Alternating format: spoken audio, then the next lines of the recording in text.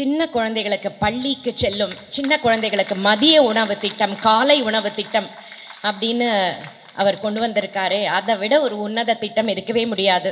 எத்தனையோ பள்ளி குழந்தைகள் பட்னியா காலி வயிற்றோட எப்படிங்க கல்வி அதுங்களுக்கு ஏறும்? அதுக்கு ஒரு அவங்க அந்த பெற்றெடுத்த தாய்மார்களுடைய நெஞ்சில பால் வாக்குற மாதிரி அந்த குழந்தைகளுக்கு உணவுக்கு கொடுக்குற அந்த ஒரு திட்டம் என்று இந்த மாதிரி முதலமைச்சரின் புகழுக்கு மகுடம் சூட்டும் பற்பல நல்ல திட்டங்களை சொல்லிக்கொண்டே போகலாம். பழனியில முருகன் மாநாட்டில் என்னுடைய இசை கச்சேரியை நிகழ்த்துறதுக்கு பழனி அந்த விழா கோலம் பூண்டிருந்த அந்த காட்சியை காண கண் கோடி வேண்டுங்க. தமிழ் பேசும் நல்ல உள்ளங்கள், தமிழ் கடவுளான முருக பக்தர்கள், இவர்களுக்கெல்லாம் பேரானந்தம் தர மாதிரி அந்த முருகன் மாநாட்டில் கலந்துண்டது அப்படின்றது அவ்வளோ பெரிய ஒரு ஆசீர்வாதமாக நான் நினச்சிக்கிறேன். இந்த நேரத்தில் ஐயா அவர்களுக்கு கலைஞர்கள் சார்பில், தமிழ் அறிஞர்கள் சார்பில், பக்த கோடிகள் சார்பில் மனமார்ந்த பாராட்டுதல்களை நான் தெரிவிச்சுக்கிறேன். முதலமைச்சர் அவர்களின் உயிரோடு கலந்திருக்கும் முத்தமிழ் அறிஞர் டாக்டர் கலைஞரின் உயிரினும் மேலான அன்பு உடன்பிறப்புகளே, உங்கள் அனைவருக்கும் எனது மாலை வணக்கங்களை தெரிவித்துக் கொள்கிறேன். முதல்ல எவ்வளவோ பெரியவங்க, நிறைய விஷயம் தெரிஞ்சவங்க, சிறப்பாக உரையாடக்கூடிய வல்லமை பெற்றவர்களுக்கெல்லாம் முன்னாடி நான் பேசுகிறதுக்கு மன்னிப்பு கேட்டுக்கொள்கிறேன். நாளைக்கு விடியற் காலை 4:30 மணிக்கு நான் ஒரு விமானம் பிடிக்க இருக்கிறதுனால நான் முதல்ல இங்கே பேச வந்திருக்கேன். ஏன்னா நிறைய இசை கருவிகள்லாமும் இருக்கிறதுனால 2 மணி நேரம் முன்னாடியே போனால் தான் அதெல்லாம் செக்இன் செய்ய முடியும். அதுக்கு முதற்கண் இந்த எனக்கு வாய்ப்பை அளித்ததற்கு, முதல்ல பேசக்கூடிய வாய்ப்பை அளித்ததற்கு என்னுடைய நன்றிகளையும், நான் இந்த பேசிட்டு நான் உடனே கிளம்ப வேண்டியிருக்கும்ன்றதுக்கு என்னுடைய மன்னிப்பையும் நான் தெரிவித்துக் கொள்கிறேன். சில தினங்களுக்கு முன்பு மாண்புமிகு அறநிலைத்துறை அமைச்சர் என்னை இந்த விழாவில் கலந்து கொண்டு பேச வேண்டும் என்று கேட்டுக்கொண்ட பொழுது ரொம்ப சந்தோஷமாக நான் இதை என்னுடைய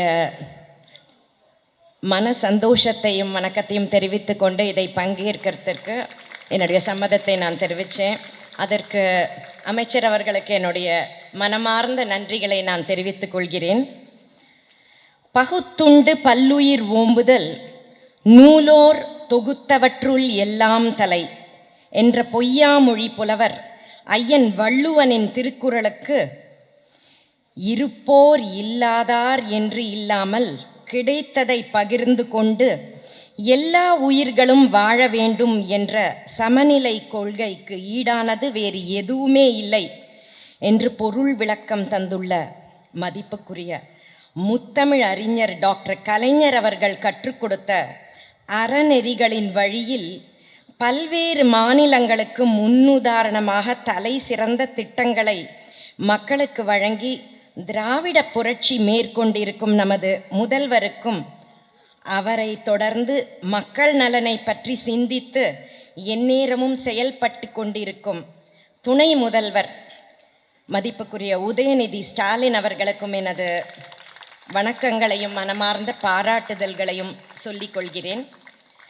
1989ஆம் ஆண்டில் பெண்களுக்கு சொத்துரிமை சட்டத்தை இயற்றி தொழில் முனைவோருக்கு உதவியும் மற்றும் மாற்றுத்திறனாளிகளுக்கு அதிகாரமும் அளிக்கும் வகையில் திட்டங்களை அறிமுகப்படுத்தி பெண்களுக்கு உள்ளாட்சித்துறையில் 33% இடஒதுக்கீட்டை அமல்படுத்தி பெண்கள் நடத்தும் நியாய விலை கடைகளை திறந்து பெண்களின் வாழ்வாதாரத்தை மேம்படுத்தினது டாக்டர் கலைஞர் அவர்கள்.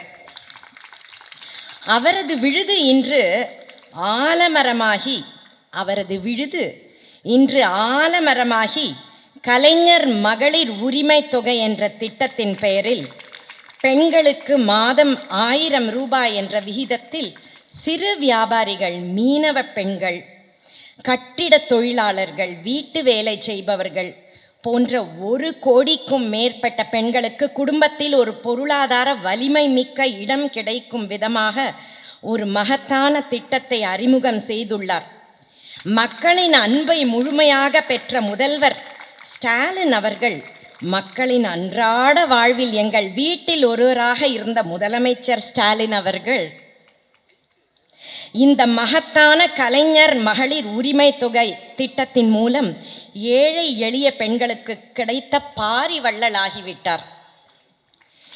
20 ஆண்டு காலமாக ஓடாமல் தேரடியில் நின்ற உலக புகழ் பெற்ற திருவாரூர் தேரை புனரமைத்து ஆரூரா தியாகேசா என பக்தர்கள் முழங்க வேண்டும் என்று மீண்டும் கம்பீரமாக ஓட வைத்தார் மாண்புமிகு டாக்டர் கலைஞர் அவர்கள்.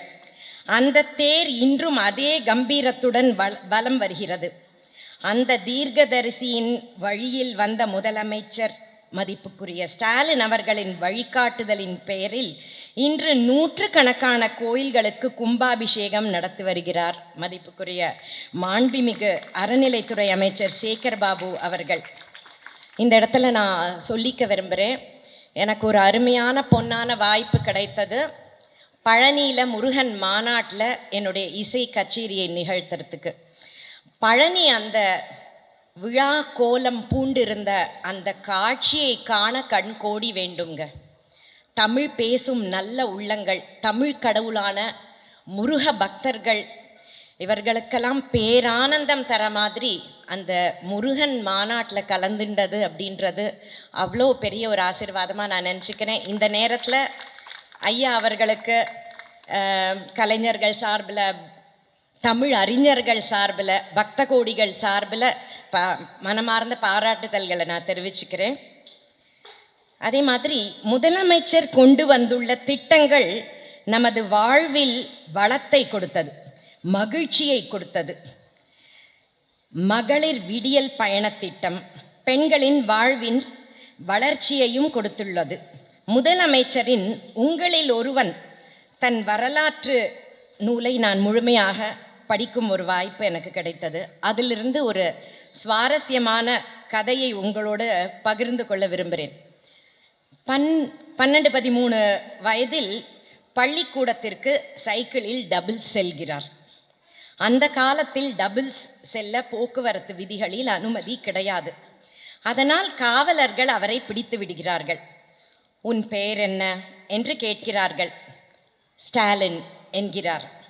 தந்தையாரின் பெயர் என்று காவலர்கள் கேட்க கருணாநிதி என்று கூறுகிறார். அவர் எங்கே வேலை செய்கிறார் என்று காவலர்கள் கேட்க கோட்டையில் சார் என்கிறார். கோட்டையில் என்றால் என்ன வேலை பார்க்கிறார் அப்பா என்று காவலர்கள் வினவ கடைசியாக பொதுப்பணித்துறை அமைச்சர் என்று சொல்கிறார். அவர் நினைத்திருந்தால் நான் கலைஞரின் மகன் என்று முதலிலேயே சொல்லி போலீசிடமிருந்து தப்பித்து கொண்டிருக்கலாமே. ஆனால் நின்று எளிமையாக நேர்வழியில் நிலையில் தடம் மாறா நெறியாளராக விளையும் பயிராக இருந்த காலத்திலிருந்தே அவர் வாழ்ந்து வருவது இதன் மூலம் அனைவருக்கும் தெரிய வருகிறது அல்லவோ. அதே போல 1989ஆம் ஆண்டே அவர் நினைத்திருந்தால் தந்தையை ஓய்வெடுக்க சொல்லிவிட்டு அன்றே முதலமைச்சராகி இருக்கலாமே. ஆனால் படிப்படியாக தொண்டராக இருந்து கட்சியின் பல்வேறு பொறுப்புகளை கீழ்மட்டத்திலிருந்து தற்போது தலைவர் பதவி வரை படிப்படியாக சென்று வென்றிருக்கிறார் என்பதை பார்க்கும்போது அவரது பண்புகளை எண்ணி எண்ணி மக்களுடன் மக்களாக நானும் பூரிப்படைகிறேன். எனது வணக்கத்தை தெரிவித்துக் கொள்கிறேன். மக்களை தேடி மருத்துவம், இல்லம் தேடி கல்வி, நான் முதல்வன் திட்டம், நகை கடன் தள்ளுபடி, புதுமை பெண் திட்டம், இது எல்லாத்துக்கும் மேலே எனக்கு ரொம்ப மனசுக்கு பிடிச்ச ஒரு திட்டம் அந்த சின்ன குழந்தைகளுக்கு பள்ளிக்கு செல்லும் சின்ன குழந்தைகளுக்கு மதிய உணவு திட்டம், காலை உணவு திட்டம் அப்படின்னு அவர் கொண்டு வந்திருக்காரே, அதை விட ஒரு உன்னத திட்டம் இருக்கவே முடியாது. எத்தனையோ பள்ளி குழந்தைகள் பட்னியா காலி வயிற்றோட எப்படிங்க கல்வி அதுங்களுக்கு ஏறும்? அதுக்கு ஒரு அவங்க அந்த பெற்றெடுத்த தாய்மார்களுடைய நெஞ்சில் பால் வாக்குற மாதிரி அந்த குழந்தைகளுக்கு உணவுக்கு கொடுக்குற அந்த ஒரு திட்டம் என்று இந்த மாதிரி முதலமைச்சரின் புகழுக்கு மகுடம் சூட்டும் பற்பல நல்ல திட்டங்களை சொல்லிக்கொண்டே போகலாம். பணம், புகழ், பதவி என அனைத்தும் இருந்து கூட ஒருவரால் இத்தனை உழைப்பை செலுத்தி மக்களோடு ஒன்றாக பயணித்து கோடிக்கணக்கான ரூபாய் செலவில் எண்ணற்ற நல்ல பல திட்டங்களை அவர் தீட்ட முடியும் என்றால், பலனை எதிர்பாராமல் மக்கள் நலனை மட்டும் பார்ப்பவரால் மட்டும்தான் அவ்வாறு முடியும் என்று சொல்லி, முதலமைச்சர் நல்ல உடல் நலத்தோடு தனது குடும்பத்தினரிடம் உயிரினும் மேலான உடன்பிறப்புகளுடனும் இன்னும் பல பல்லாண்டு பல நூற்றாண்டு காலம் இன்புற வாழ எல்லாம் வல்ல இறைவனை பிரார்த்தித்து கொண்டு இந்த அருமையான வாய்ப்பை எனக்கு கொடுத்ததற்கு அத்தனை நல்ல உள்ளங்களுக்கும் எனது நன்றிகளை கூறி நான் விடை பெற்றுக் கொள்கிறேன். வணக்கம்.